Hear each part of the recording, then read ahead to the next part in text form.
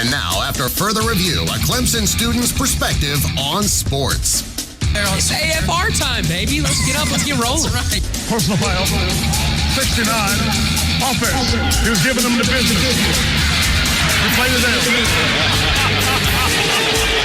Okay, so if Trevor Lawrence isn't either the second or third string quarterback in the fall, I shave my head and you get a hint of tattoo? Well, you got to get a head tattoo. You got to shave your get a head tattoo. Now we're talking. And get a head tattoo. And a personal foul on number 99 of the defense. After he tackled the quarterback, he's giving them business down there. That's a 15-yard penalty. And now your host, Jay, Bradley, and Evan. Well, good evening, everyone. AFR is on the radio. Thanks for spending another Monday with us. It's Labor Day holiday weekend. Unfortunately, the three of us still had class earlier today, but college football is back. That's definitely something to be excited about. Week 1 in the books. Going to wrap up tonight. Got an ACC game a little bit later. But Bradley, let's go ahead and dive right into it after further review. I was about to say, it's not quite in the books yet. We still have a doozy of a game tonight between the Noles and the Hokies. Let's hope so. After further review, if your team lost this weekend, don't sweat it. It's okay. You'll be fine. There's a light at the end of the tunnel, except if you're from Lawrence, Kansas, and you're a Kansas Jayhawk fan. You're going 0-12. I'm sorry. It's brutal. Yeah, I saw people picking the upset of the week was Kansas to beat Nichols, and rightfully so. That would have been an upset after this week. Yeah. Nichols pulling out the dub. But yeah, lots of fun this past weekend. We enjoyed a hot one here in Death Valley. Clemson playing Furman. The game was over relatively quickly. It's all some great things there. A lot to be excited about leading into week 2. Yeah, I mean, I don't think there were any major surprises from the Clemson Furman performance. I think it's exactly what Clemson needed, and we'll get into the breakdown of this game a little bit later on. We want to preview some other games first, but I think the major takeaway from that game was that it was what Clemson needed to kind of ease into the season.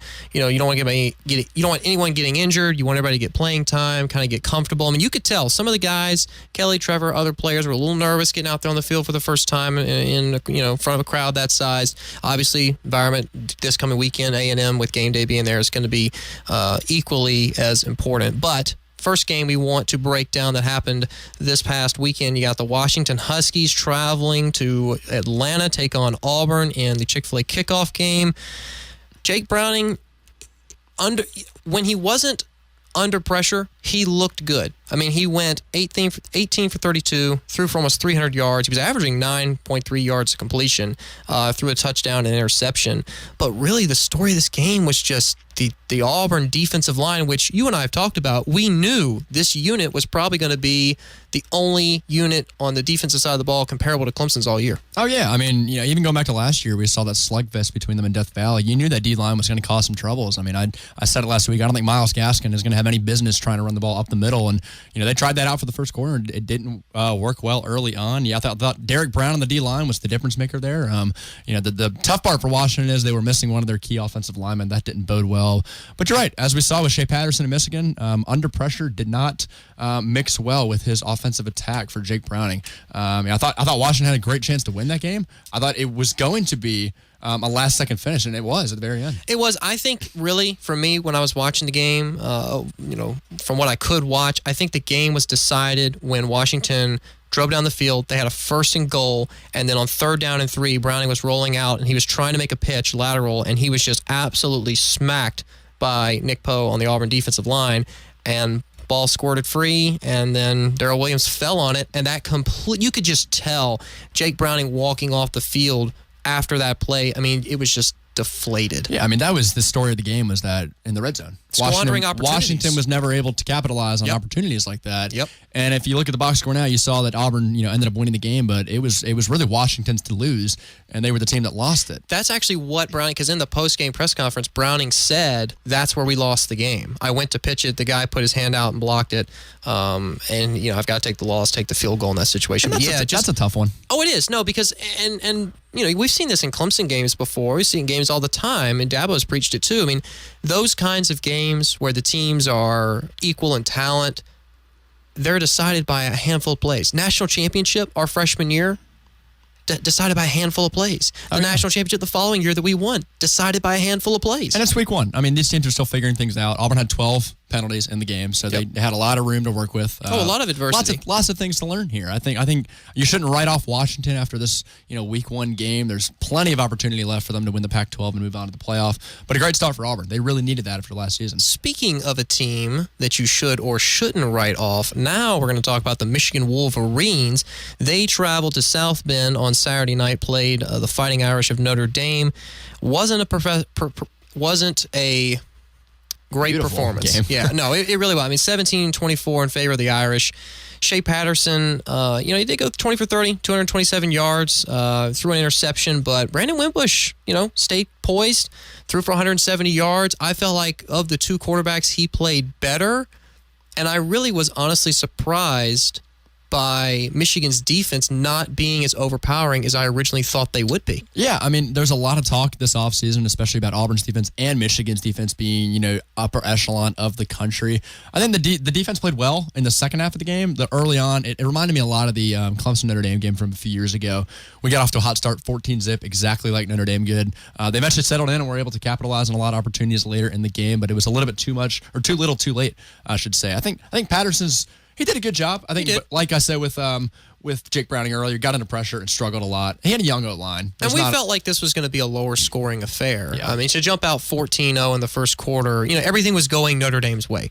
Everything seemed to kind of go their way. And for Michigan now, I mean, they're 1-6 under Harbaugh against their biggest rivals, Ohio State, Michigan State, Notre Dame, and I believe he's 9-9 in his last 18 games. And I think I saw a stat on SportsCenter this morning. Through 40 games, Harbaugh is only one game better. I think it's like 27-13 versus 28-12 against Brady Hoke, the former coach. So no, I think Harbaugh's he's changed the program a lot more than Brady Hoke did. So yeah, I would agree with that. It's not always just the record on paper that you look at. But your record against your rivals is extremely important. And when you're 1-6, I mean, yes, you're a fluke play away from beating Michigan State. I mean, there's games that they obviously had in the bag and that it just escaped on them. But it does speak to the fact that they're starting the season 0-1. Evan, do you think this was more of a Michigan not looking as good as everyone thought they would be week 1, or do you think Notre Dame just came out and was a lot better than what we anticipated?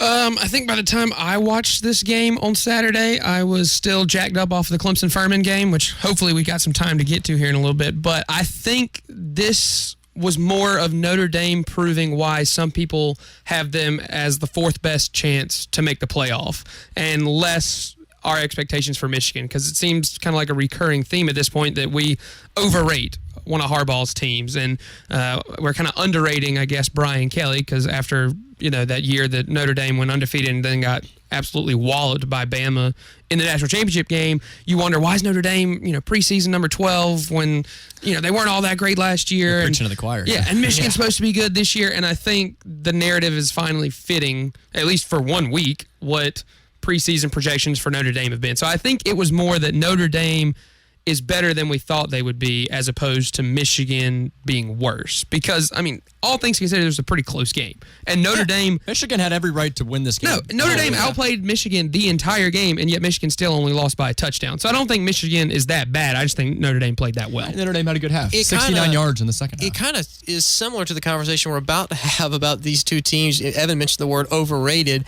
Miami, LSU. This one was never close. It reminded me a lot of the ACC championship game. Yeah, Miami does not play well against teams that have Tigers in their name. On a 4-game skid. And, Mark Richt in his post-game press conference after the game, I mean, he's like, our season's not over. It was a non-conference game. We have a lot to play for. And look, if Miami's able to do well in the ACC, I mean, listen, who else do we think right now besides maybe Virginia Tech, maybe Florida State? We'll just have to kind of see how the game goes tonight. Who else is going to have a chance to challenge Clemson in the ACC? Right now, most people are going to say Miami, even with this loss. So Miami could still make it to the ACC championship game, and who knows? Maybe things are a little bit, I guess maybe they have a better chance this year of contending with Clemson. I mean, Clemson may still run over. I don't think they do at all. They honestly, Clemson has enough talent. We've already talked about the fact that the only team that can beat Clemson is Clemson. I'm just saying that Miami's season is not over. It's not. They do have a lot to play for. I think this is the testament to kind of Mark Richt's career here. You get out to a hot start, but big games always seem to come back together. That's 4 straight losses now for the U. I think LSU really surprised me the most here. Probably out of any team on Saturday, or even I guess throughout the entire weekend. Joe Burrow looked pretty good at Burrow, times. I thought he was good. I thought he had the talent, but he handled himself really well for a big-time atmosphere, especially in his first career start under the helm for LSU. He only threw for 140 yards, but he managed the game. He limited his mistakes. Didn't throw for a touchdown, but he didn't throw for an interception. So, all in all, a pretty clean game. A couple that we want to mention, though, the games that aren't necessarily on everybody's radar, but we did want to talk about App State, Penn State. This game should have been Mountaineers. They had Penn State on the ropes, let up some last-minute points there. A little bit of win there at the end of that 56-yard field goal. Yeah, through the uprights. Took it to overtime, and I believe that was 11 years to the day that App State had traveled to the Big House and beat Michigan at their home turf. So that would have been a really cool story, and honestly, a lot of teams sleeping on App State. Would have been cool, and a lot of teams were hype on Penn State going into this year. And, week one, like we said, it's still early on. I think Penn State showed why their losses on defense are really going to come back to get them a little bit. Trace McSorley had his first touchdown, I believe, thrown late in the third quarter, maybe in fourth quarter. So wasn't exactly the performance we were hoping for out of him, but give a lot of credit to Zach Thomas and App State. A good team last year after going, I believe, 9-4, coming in not afraid after that 11-year anniversary of the upset. Weren't afraid, and it showed. App State had a great game plan and were able to capitalize on a lot of Penn State's mistakes. You pointed to the Utah State and Michigan State game before we went on air. That was one of your, I guess, sleeper games from week one. It actually wasn't early on. I was even condemning people on Twitter for picking Utah State to win this game just because I was so high on the Spartans coming into this one. Utah State and App State both showed why they are easily 2 of the best Group of 5 teams going into this season. I mean, if it wasn't for the interception right at the end, we could be talking about a Utah State upset into the top 25 this week. Michigan State also, like some of the other teams, a lot of penalties that really killed them in the end. And well, week one. I mean, there's going to be room for improvement. They had 2 times they got to the 1-yard line and didn't score. They had a couple field goals. So, I mean, could have been a lot better of a performance for Michigan State, but against stiffer competition. You can't sleep on anybody. No, against stiffer competition, that's probably going to result in a loss. And you had other games, West Virginia, Tennessee. This one was never close. It wasn't going to be close. I don't know why anyone thought that was going to be. No, well, there was a couple people who were it was on the radar, I guess, more so than Michigan State, Utah State. I think the people that had that game for Tennessee they bleed orange all the way. Yeah, I don't think there was any... The wrong shade of orange. Yeah, no, there was nobody out there that was a neutral fan that was giving Tennessee any chance in this one like myself. All right, well, now we're going to get to the Clemson-Furman game. Again, this one, obviously, Clemson handled dominant fashion. We got to see quarterback play from Kelly. Started the first quarter. Trevor came in second quarter, and then I believe both quarterbacks got an additional 2 possessions in the second half. Chase Bryce got in there for a little bit, got to throw the ball around, and guys like Etienne, running the ball. You had some good receptions across the board. Amari Rogers, Cornell Powell, T. Higgins. So, everybody had a chance to play. Biggest takeaways from the game, Bradley? Biggest takeaway, I think Trevor Lawrence looked a lot better than I anticipated. I knew he'd play well, but there were some throws in there where I'm thinking about going, those are NFL caliber throws. Oh, yeah. And something that, he provides to the offense that we've not seen with Kelly Bryant. I mean, early on, those first couple possessions, his balls were floating compared to how Trevor Lawrence was throwing the ball. And I think his rushing ability speaks for itself. That, Kelly Bryant's ability to do both really helps the offense in multiple facets. But with the ability for Trevor Lawrence to throw it down the field like that reminds me a lot of Deshaun, and that's why people were considering him being the starter week one. My biggest takeaway from this game is that the outside noise, the stuff that we talk about, all the other people in the media, radios, print, whatever, talk about TV, it doesn't affect the relationships that the guys have on and off the football field, because as soon as Trevor Lawrence scored his first touchdown, one of the first people to come over to congratulate him was Kelly Bryant. Yeah. And Kelly even said in his post-game presser after the fact, he said, when I scored my first touchdown, Deshaun was the first guy over there to congratulate me. So that right there shows me that those two guys respect each other. They're competitors on the field and off the field, but they understand that they both are on the same team, and they're not going to pit other players against each other. And so that was the best thing that I could have seen on Saturday. And with Jeff Scott's comments earlier today, I mean, they're kind of making this thing like Alabama's trying to do. They're trying to make this a 2 quarterback setup here. And honestly, I think that's okay. After what we saw in week 1, I think a 2-quarterback setup can work. It hasn't worked for some teams in the past, but I think with the talent level we have on both these guys, I think it's possible that you could see both these guys play throughout the whole year. Yeah, there are definitely certain situations where a quarterback's ability, is more beneficial than other guys. But again, Kelly, 12 games, won last year's first-year starter, and both guys have done a tremendous job preparing for this season. I just think that this was what Clemson needed. They needed that tune-up game, and honestly, just get ready for A&M this coming weekend. Big test coming up. Yeah, the defense is going to have to play well. Played well against Furman, shut down game completely, but they're going to have to watch out because the rushing attack of Texas A&M, which we'll get to later, was on fire this weekend. Yep. And it's probably going to be on fire again next week if we don't, shut things down up front. A lot to get to. We got to take a quick break. When we come back, we'll be previewing week 2. Stick with us.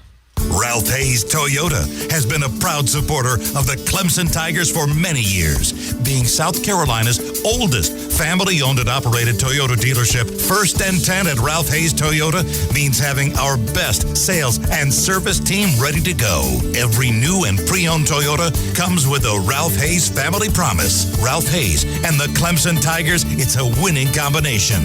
Shop 24/7 at ralphhayestoyota.com. Go Clemson! What if there was a paint that made you look at paint differently?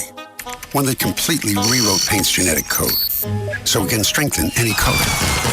What if it's built with better ingredients, even given superpowers? Since Benjamin Moore reinvented the way paint is made, it makes you wonder, is it still paint? Benjamin Moore, paint like no other. The Carter Color Company, 1067 Tiger Boulevard, Clemson. Your independent, local Benjamin Moore paint retailer. It's your wiener. Do what you want with it. We're talking hot dogs, burgers, and more, with over 100 free toppings to choose from at Clemson's newest and most unique restaurant. Not to mention, one of the largest draft selections in town. Outdoor patio and weekday happy hour from 4 to 8 p.m. $6 liquor pitchers, full liquor bar, and 17 big screen TVs. Visit It's the letter U, the letter R, wiener.com for a full menu and more info. It's your wiener. Do what you want with it. 101 Keith Street, downtown Clemson. Open daily at 11 a.m. Go Tigers! Load it, haul it, dump it, mow it. Some traditions should never change, like the Tigers entering Death Valley from the East End Zone and touching Howard's Rock. Your local Ag Pro is also into traditions like our fall closeout sale on our best-selling John Deere tractor packages. Save up to an additional $3,900 and be equipped for anything. Visit agproco.com.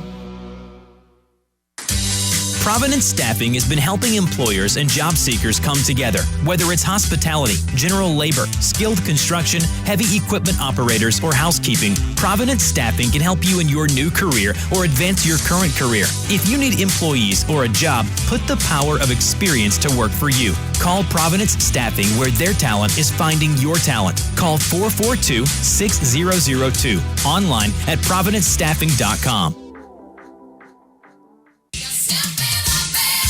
Diamonds and Gold Direct in Anderson has been named Anderson's best jewelry store for the 4th year in a row. From a vast selection of engagement rings to their designer collection, Diamonds and Gold Direct has earned their place as Anderson's best. See their specials of the month, featuring diamonds, emeralds, and cultured pearls. Diamonds and Gold Direct, Anderson's best jewelry store, Main Street, across from the mall. Diamonds and Gold Direct, we're your diamond source. It's football season, and emotions run high and hot, and it ain't all about the love. Embrace the hate and let it fly with the Hater Hotline. The Hater Hotline is open 24/7. Call the Hater Hotline, 864-986-6049. Then listen up during Out of Bounds every Monday for the great of the hate. The Hater Hotline, only on 105.5 The Roar. Sponsored by Bennett Equipment. If you need to rent it from Bennett. Join Walt Deptula's Road Rage at Twin Peaks this Thursday for some awesome food, drinks, and of course the scenic views. Get sports delivered to you like only Walt can do, and enjoy the cold beer and the HD TVs live this Thursday at Twin Peaks on Woodruff Road. If you have problems with the IRS, don't trust your personal information to a stranger on the other end of a 1-800 number. The Green Law Firm is local and looking out for you. For a free strategy session, call 271-7940. It's moving day, and Tiger Moving Company is here to help. Skip the headache. Hire the professionals with the right tools for your move. Their clean-cut and reliable team pack and assemble furniture seamlessly, so all you have to do is make yourself at home. To top this all off, they even start and stop the clock at your house, charging you a flat hourly rate. No rounding up. Call today at 908-9028 or email tigermoving@gmail.com to make your next move with Tiger Moving Company. M&L Mobile Home Supplies is the largest retail mobile home parts store in the upstate. They're your source for heat pumps, heating, and air replacement parts, doors, tubs, showers, vinyl windows, skirting, decks, water heaters, everything you need. And they'll install vapor barriers, insulated floors, ductwork, and heat pumps. For 32 years, the staff at M&L Mobile Home Supplies has served the upstate's mobile home needs. M&L Mobile Home Supplies, 1100 28 Bypass in Anderson, or online at mnlsupply.com. Big O Dodge Chrysler Jeep Ram is your local family-owned automotive dealer in the upstate. Life, liberty, and happiness is what we're all about. Big O has a huge inventory of new and used vehicles at the lowest price. Cars, SUVs, minivans, Jeeps, and trucks, new and pre-owned. You name it, we've got it. Trust us to deliver your next vehicle today. Visit us online at bigododge.com or check us out in Greenville under that big American flag on the Motor Mile. It happens every time. When a hailstorm hits, there's an increase of people who want to take your money for roof repairs. Problem is, many of them are just trying to take advantage of you and don't really know what they're doing. Gilstrap Roofing has been around for decades. Trust Gilstrap Roofing to handle the repairs and deal with the insurance.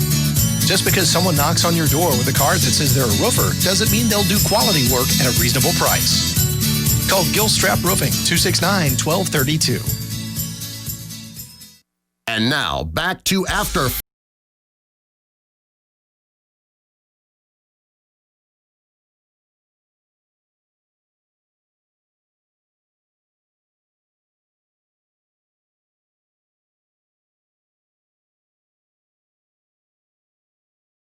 Pick 'em, but before we do that, Bradley, you're going to tell us about the communication phone lines, because I know there's people out there that want to get in. I know you all have your opinions. Please chime in. We'd love to hear from you. The North Atlantic Communication Hotline, 864-654-7627. Or if you're too afraid to talk, like our buddy Robert Bash, who's an engineer and doesn't like to talk on the radio, you can text in to the Health Air text line, 864-986-1566. Or send us a tweet. You know, we've actually gotten a lot of conversations on Twitter, so that is definitely exciting to see. And for sure, keep tweeting your opinions at us. I think After Review Show is the Twitter handle.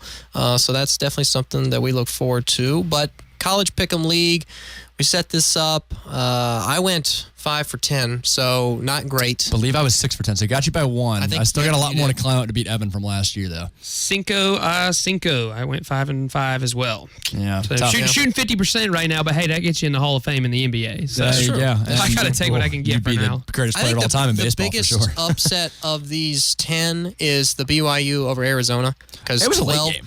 It was, but 12% of people were picking BYU, so it was obviously not a popular pick. Not at all. No, I mean, I think everyone was riding the Khalil Tate train. Yep. You know, people were just solely focused on him. And credit to BYU for coming in there and surprising the country right there and knocking a lot of people out of a perfect record in college pick'em. I'd love to see how many people actually were successfully able to pick that one. I think you said it was about 12% of people actually went on a limb. And you could even argue that Maryland beating Texas was a bigger upset because you got half as many people picking Maryland to win that game. 6% on this pick'em.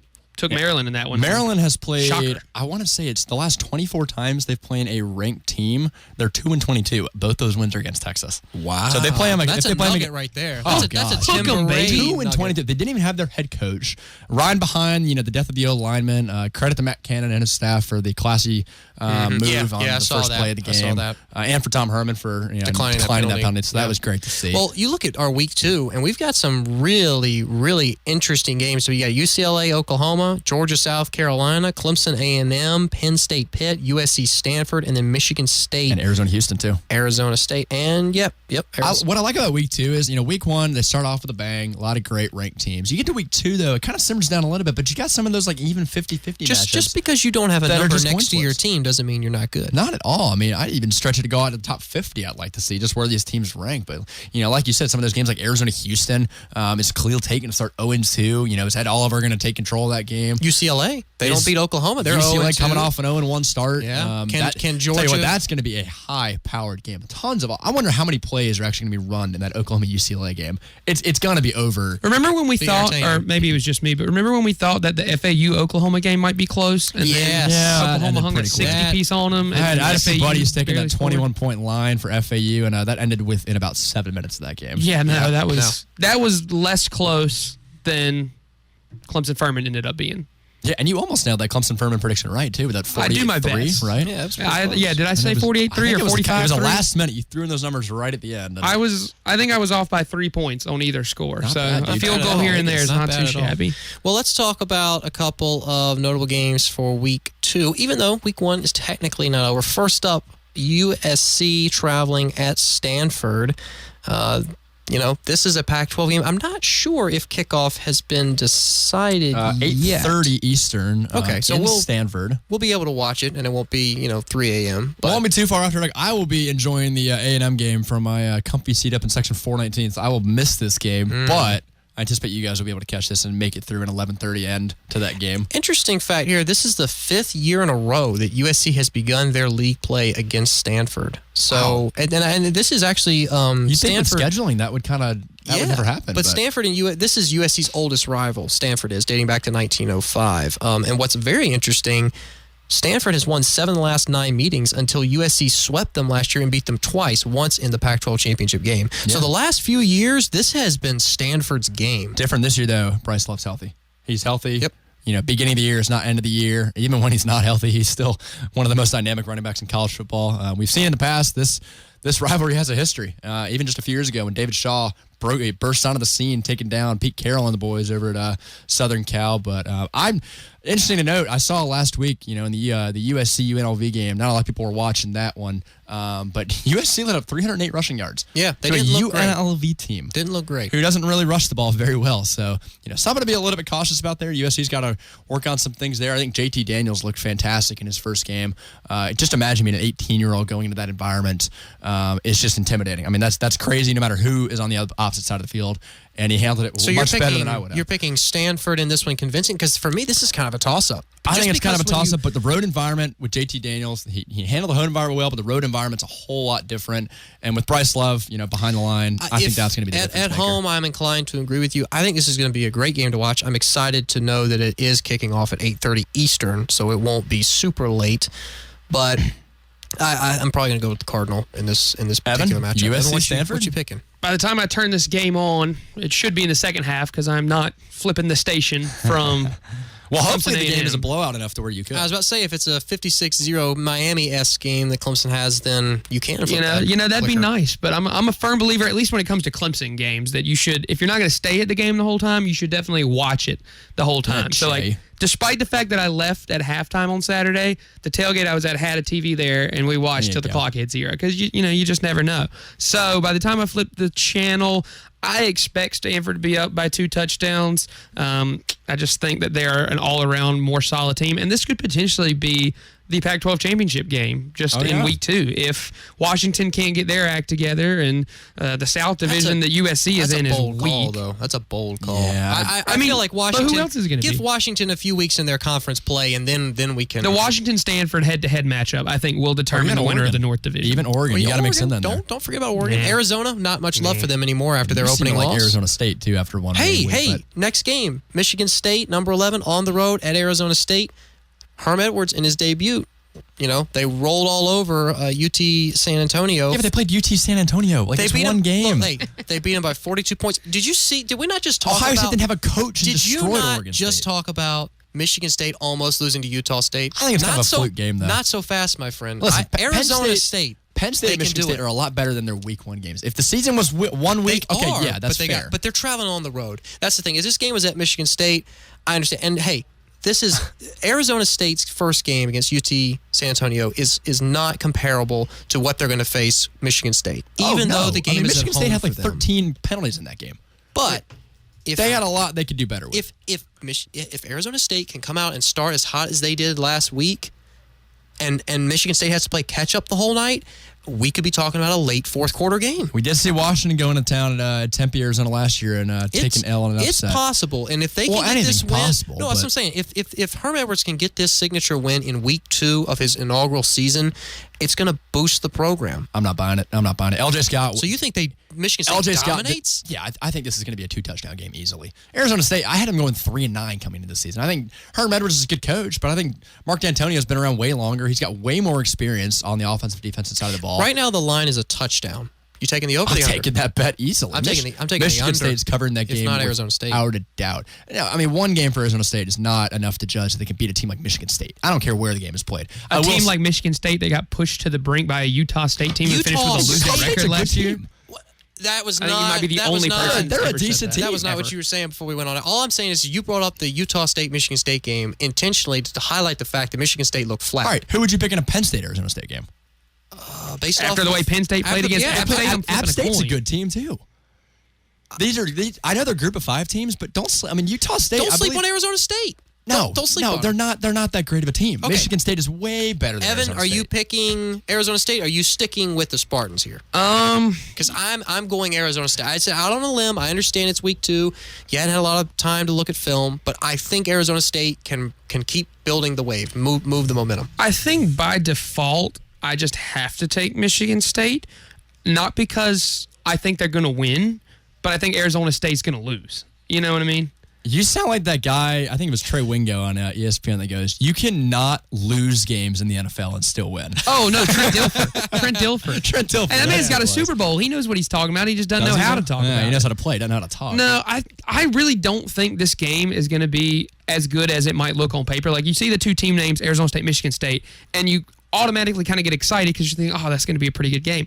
I don't really think it is because Michigan State just played pretty disappointingly, I think, against Utah State, all things considered. And that's why you don't Arizona State still got a whole bunch of question marks around this Herm Edwards administration. So I think you're going to find out a lot about both teams moving forward throughout the season in this game. I just don't think it's going to be a very pretty one. There's going to be a lot of roasting on next week's show based on the outcome of this game. Arizona State wins this game. I'm not showing up. It's going to be very, No, I'm taking Michigan State. Let the record show.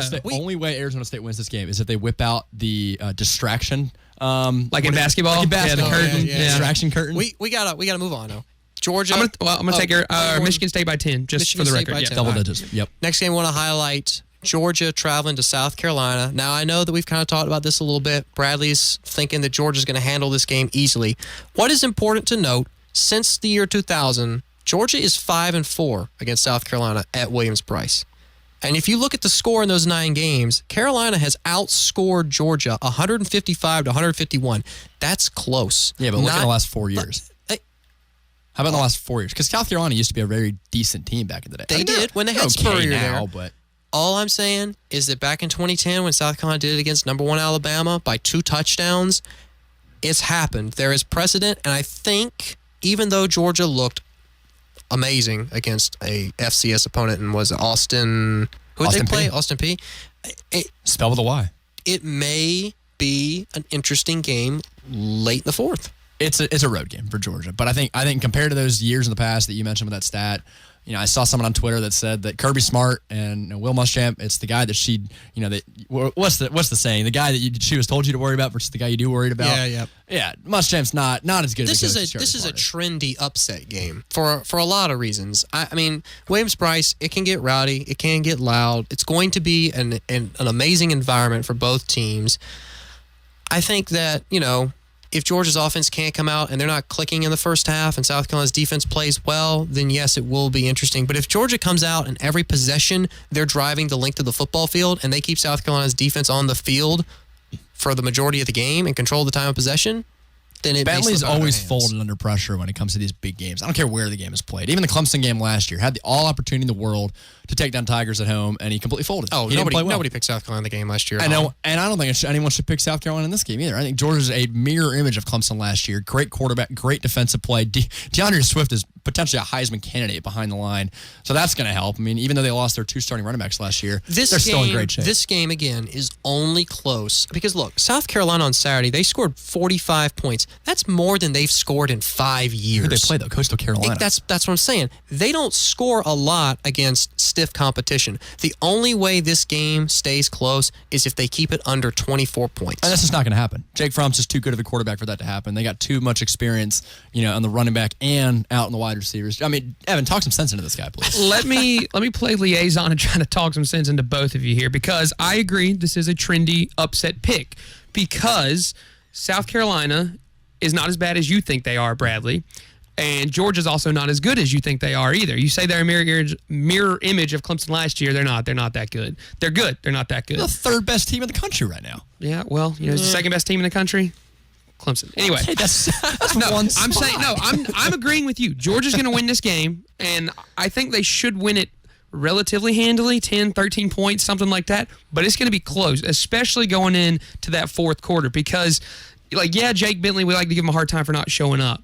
But he's not that good, but he's not that bad. He's not Deebo Samuel. I'm very in the middle about everything. Is he mediocre? Definition? He's not mediocre. He's the definition of an average quarterback. Listen, though, I think that this Let game... him finish. Let Evan finish. He was still going to talk.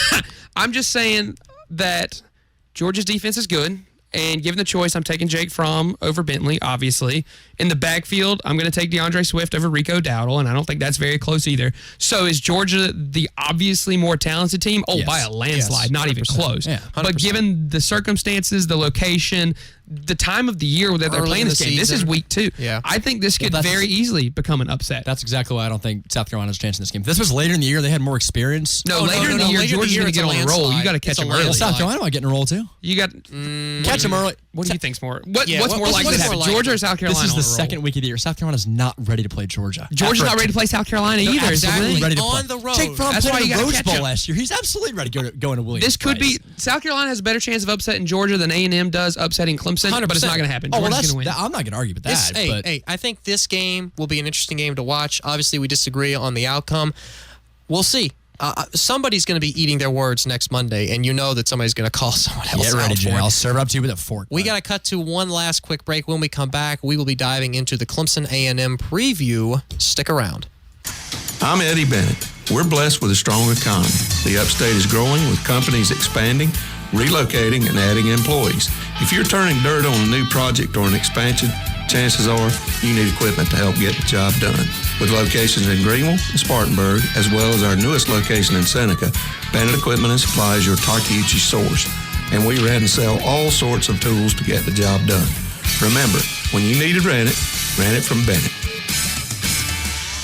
It's auction time. Saturday, September 8th, Johnny King Auctioneers returns to Anderson, South Carolina at 115 Old Denver Road, selling farm and construction equipment, vehicles, tools, and so much more. A preview will be Friday, September 7th from noon until 5 p.m. Anybody can buy or sell. If you wish to sell, call 554-0929. Visit jkauctions.com for all auction info. That's Johnny King Auctioneers, bringing buyers and sellers together in Anderson on Saturday, September 8th. Go Tigers!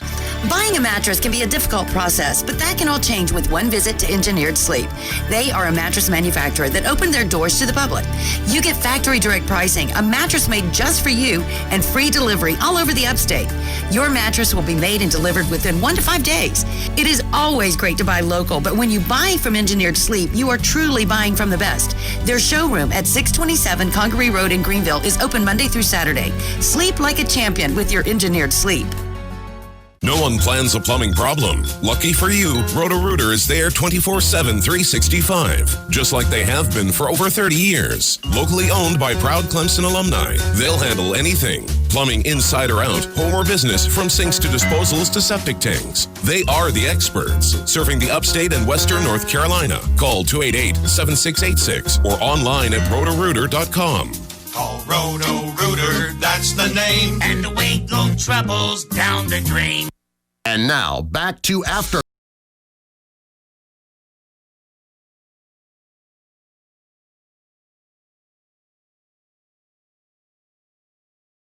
This is Labor Day, AFR, after further review on the radio, talking some college football with you. Jay Smith, Bradley Kendall, Evan McDowell. Always a pleasure sitting down, running through the games with these fellas. Last thing we want to touch on, last segment of this week's show, preview Week 2 matchup for Clemson. They're traveling. Texas A&M College Game Day is going to be there. It's going to be a loud environment. 102,000 and some change Strong. fans on hand for that one. So it's going to be a sold-out crowd at Kyle Field. Should be, Bradley, a great game. We're hoping that it goes in Clemson's favor, but it should be an amazing environment. I think it's funny the last couple of weeks when I've told someone what the name of our show is, I always just resort to saying AFR, and they look at me like, so what's it stand for? I'm like, oh, after further review, my bad.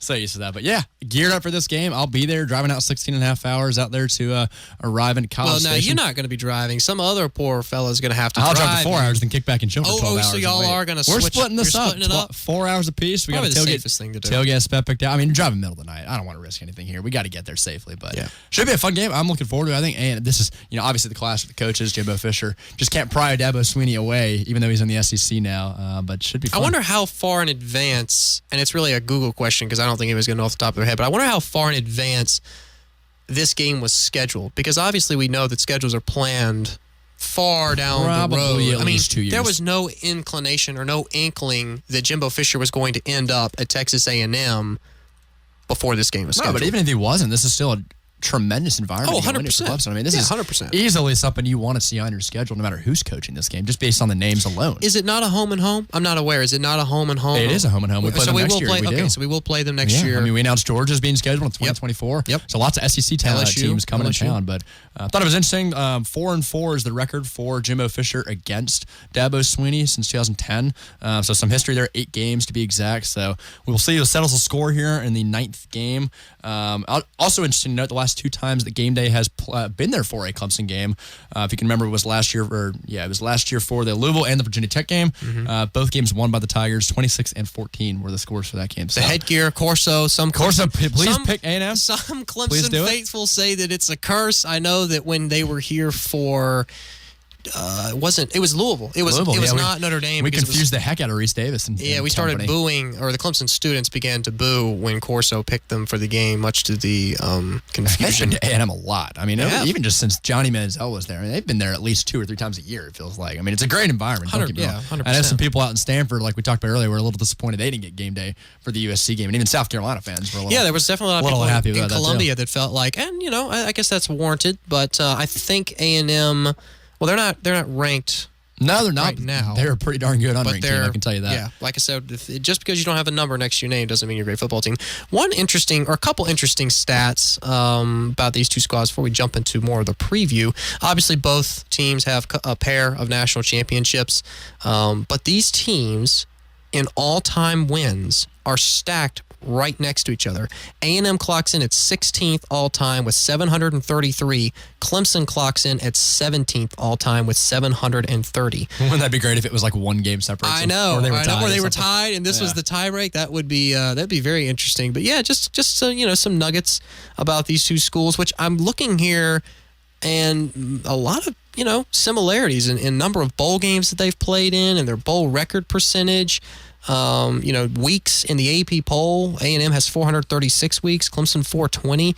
So overall, I mean, these look at first round NFL draft picks. A&M with 35, Clemson with 30. So there are a lot of similarities between these programs. Lots of talent across the board for both. If you want to get into this conversation and talk and preview this game, I know it's a big one coming up. Northland Communication Hotline again is 864-654-7627, and the text line, if you're afraid to talk, 864-986-1566. A couple of the players that I want to look at, especially for A&M, that not a lot of Clemson fans may know about. Obviously, Johnny Manziel's not there. Kenny Hill's gone from his brief stint at A&M, but got a great quarterback in Kellen Mond now. He split times with Nick Starkel in the last game, so just like Clemson, they're still figuring out their quarterback situation as well. Running backs, I'm probably going to give the edge to A&M in this game with Travion Williams coming off a 240-yard performance, which was the second most running yards that an A&M running back has ever had, going back into the 80s in A&M's program history. 3 touchdowns on 20 carries, so that's going to be tough. I mean, we saw, with the Gaskin versus Auburn matchup, how the running game was kind of negated. Hopefully that's the same thing here with the A&M and Clemson game.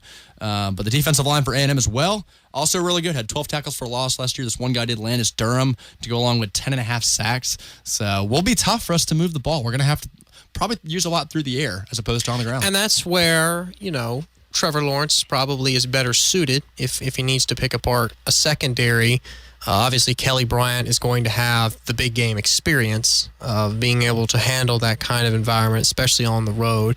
I don't think there's going to be any conversation about who's going to start this game. No, we all know it'll be Kellen Mond and Kelly Bryant. It's Kelly Bryant. But I think that it's important. As it should be. Yes, absolutely. I think it's important for Clemson to establish momentum early. And really, I think, it's trite, but you got to limit mistakes. You can't turn the ball over. You can't have flubs on special teams. Speaking of special teams, though, I want to give that real quick before we transition to that. Evan mentioned this before that we didn't mention on our things to take away from that Furman game. Evan, what were your takeaways on special teams? I mean, I loved what we saw out of the kickoffs and Potter. I mean, those and guys, the field goals. It was great. They look great. Yeah, no, I told y'all during the first break that I thought the single best element of our game against Furman on Saturday was the special teams, and I think that left a lot to be excited about, not just with B.T. Potter and his obviously booming kickoffs, kicked a couple of them out of the back of the end zone. It was nice to see Greg Hugel get back out there. I think I told y'all he scored more points on his own on Saturday than Furman did as a team with 5 extra points and 2 field goals. And it was also nice to see guys like Amari Rogers on the special teams, a couple of good punt returns, and Cornell Powell had a nice kick return. So I think all around, that was what I was most pleased with on Saturday. Was just seeing how well-rounded our special teams was. And all the Clemson freshmen are as advertised. I mean, we've been it's been hyped up. Deep. We too deep, as they say. Hyped up, and we were able to watch them. Now I know it's against Furman. It's at home. It's a noon kickoff. It'll be different on the road. We can't expect stellar performance at every snap on the road, but I think that those guys prove that they're talented and they're ready and willing to take somebody's spot once the upperclassmen graduate. Oh, 100%. Yeah, I think that's key because the special teams is something we've kind of had a question mark about over the last few years. But we know that the offense and defense are going to be good. That was the last kind of part of the trifecta we were worried about seeing. All right, well, we got Griffin from Clemson on the Northland Communication phone lines. Griffin, how you doing this evening? Can you hear us, sir? I'm not sure. How are you? Oh, there we go. Griffin, how are you doing, sir? How you doing, man? Hey, how are you? Good. Can't complain, man. What's going on? Hey, just wanted to talk about Will Sweeney. Okay. What you got? I think he's one of the most underrated wide receivers at Clemson. Had a great fall camp, really worked hard to get a scholarship, and thinks he deserves some more respect and to be talked about more. Yeah, I mean, I think that's a fair point. It's definitely, not on the forefront of everyone's minds. Obviously, this offseason, it's all been quarterback talk. But, guy that has had to earn a position on the team just like everybody else. Not just based on his last name. Yeah, that's not just based off the fact that he's related to the head coach. I mean, obviously, he's had to, earn that, and that's something that Dabo stresses. But at the same time, the nature of coverage, it's hard to kind of deviate from talking about those big name guys because lots of times more people are interested in the quarterback battle or whatever the case may be, wide receiver. But I wouldn't sleep on Sweeney. I think he had 1 reception in the one reception, 6 yards. 6 yards. Over halfway to a first down. Who threw that ball to him? Do we know? Was it Chase Bryce or was it Kelly? I'm not sure off the top of my head. I'm gonna wager Chase Bryce. Go ahead, Griffin. Yeah, I thought it was Chase Bryce. I think it probably was Nailed it, Chase Evan. Bryce. Let's go. Good call. Yeah, I think Sweeney gets underappreciated for his ability on the outside as a wide receiver because we see what he can do holding the ball, but amongst all those wide receivers at wide receiver U, he really does get underappreciated. I think, and he did great. If you put him at in High School, if you put him in any other school, I think he really does well and succeeds. Well, after this year, we're going to need a replacement for our token short slot white guy receiver. Who better to take over than the coach's son? You know what I mean? Perfect replacement, no doubt. There you go. Yeah, we appreciate it, man. Yeah, thanks for calling in, Griffith. Have a good one. Thank you. Yes, sir. I like that because you do hear all about... It's an out-of-the-box question. Exactly. It's an out-of-the-box question. There's guys question. all across the roster. I mean, you look at what people say about Alabama. They got 5 stars across the board. You could be a 5-star at anywhere, and you could be replaced instantly. It just happens like that. Texter in a relationship with Clemson writes in, y'all, that might have been Will Sweeney calling in. Yeah, I'd be honored if Griffin is Will Sweeney's code name. Well, I'll ask him next Monday because I usually work some of the player press conferences, and he's sometimes there. So I'll be like, hey, you didn't call into the radio station. That's awesome. On Monday Night Edition. You just say what and who are you in that order. Those be his 2 questions. And let's see more than 1 reception. No, but I mean, It is tough because we get on here every week, and usually people, even if we're off air, people come up to us and they're asking about what do you think about the quarterback situation, or who do you think is going to be the standout wide receiver or running backs or whatever. You know how that works. Oh, 100%. And so sometimes those kinds of guys, even though they work their tails off and they're out there taking reps just as much and as often as the other guys, and they kind of get overlooked. Yeah, and we want to give a shout out to our buddy Pat Godfrey, who we got on last year. Unfortunately, his football career is now over. Was the backup center on the Clemson Tigers roster. Had a shoulder incident. He's going to have surgery on that, but will still serve as a player/coach on the sidelines. So good to see him still keeping himself involved. We wish him the best, though, in his recovery going forward. But yeah, I mean, I like the points. People were mentioning with Saban how he just continuously get asked about all those, the quarterback situation. Mm-hmm. I think you'd love to see a question like that about someone that no one likes to talk about. Yeah, no, for sure. We do kind of want to go back to the Texas A&M preview, though.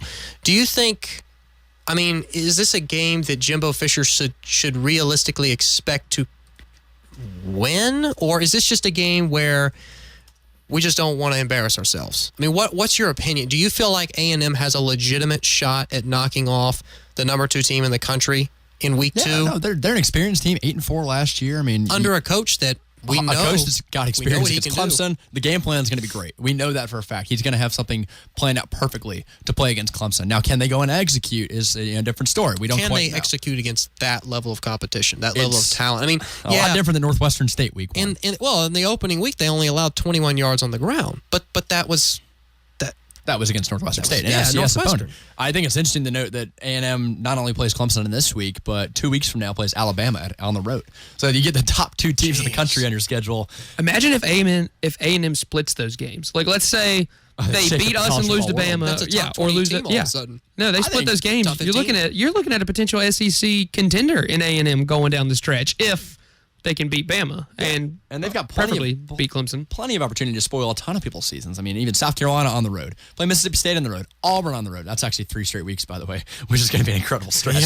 Whoever's scheduling for A&M is not doing them any favors. Lay off. LSU at the end of the season. So please tell me that one's not on the road too. It is on. No, it's at home. It's at home. But a tune-up game against UAB the week before, so they'll be ready for that one hopefully. But. I don't know. I think that Clemson. Obviously, we've beat it to death. The only team that can beat Tigers is Clemson. They have enough talent to contend with anybody in the country. They played well in their opener. I think that the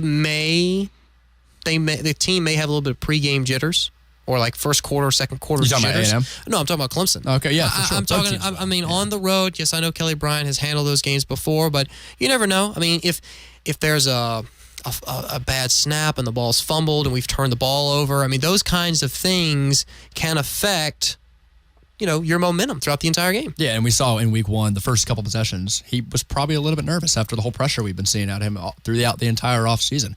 First couple drives weren't that great against Furman. Now, it's a small sample size and all, but you get a full quarter of that against A&M. You get down by 7-10 points. It's going to be a dogfight. You're going to have to work your way back into it. Do you think this, because we've only got a couple minutes left here before we got to close out, do you think that this game is close? Where's your final score prediction? Line's 13.5 right now. I'm going to be tempted to take the under on that. I just think A&M's talented enough to keep it close. I think it's right around the 10 to 11 point margin. Okay. I think Clemson will be comfortable towards the end of the fourth quarter. Higher scoring affair for you, or are you taking a lower defensive? I'm going to go around 30 to 23. I think Clemson's capable of scoring a lot of points. I think that's possible. A&M's defense was a little shaky last year, but you figure under Jimbo they can start to sharpen that up a little bit. And like I said, Travion Williams, watch out. He's a tremendous running back. We just had somebody call in. Unfortunately, didn't have time to get him on air because we're about to get booted off here in about a minute. But he wanted to point out that with Texas A&M's offensive line, he said it was a little questionable last week against Northwestern State. Kellen Mond was under a lot of pressure, and so that facing our defensive line coming up this week does not bode well for the Aggies. So Which is why they handed the ball off a lot. Yeah, no, I told the caller that next week at the first segment when we recap the A&M game, love to hear from him. So if Texas A&M's offensive line underperforms this Saturday, I think that'll be our talking point. It doesn't really segment. matter how good A&M's offensive line is because we have, by all accounts, the best defensive line, not only in college football this year, but maybe historically. So if they perform and stay healthy like everybody's expecting them to, they could build a brick wall for our O-line, and the Power Rangers would just knock it down. Oh, 100%. Yeah, it's going to be a dogfight. The lines are going to be what makes or breaks. I think Clemson gets a comfortable 2-touchdown win. Evan, what's your call in this game? I'm going to be optimistic here. I'm going to say Trevor Lawrence gets in the third quarter. We end up winning this thing. I'm going to go 40-17. Wow. Oh, so a little bit way more confident than I was in this Slapping them game. around. Bring it on. Well, hey, it's week 2. College football is back, baby. Can't stress enough how excited we are. Always fun bringing you another edition of After Further Review. For Evan, Bradley, and myself, we will see you next time.